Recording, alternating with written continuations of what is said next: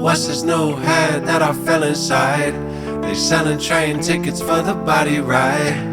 Over the bridge I'm coming back, but I got some beeswax on the other side. Sex, food, drink, they incentivize till survival ain't enough, so jeopardizing. I wish that I could lose and just let it die, but I'm too strong to move on. All these telephones and pictures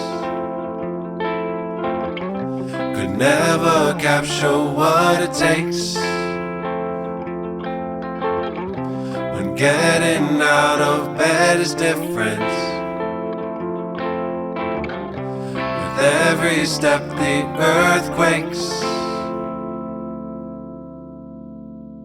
To me, all stories are embodiments.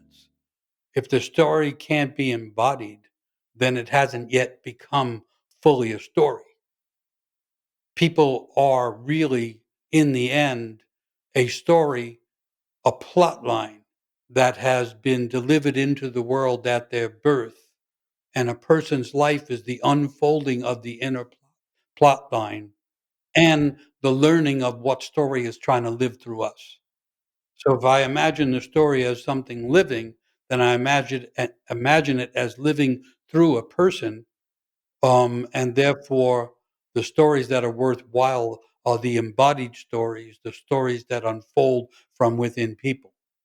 And mythology, which is the great ancestral treasury of stories, are the stories that all people can fit into, and they're actually the stories that all people can find themselves in, and finding ourselves in a myth gives us greater insight and understanding of the nature of the story that's trying to live through us. We are all part of a myth that is ongoing, and we each have an individual influence and an individual way of expressing a plot line or part of that story that we're actually all living together, even when people think they're in different stories and not even in the same world.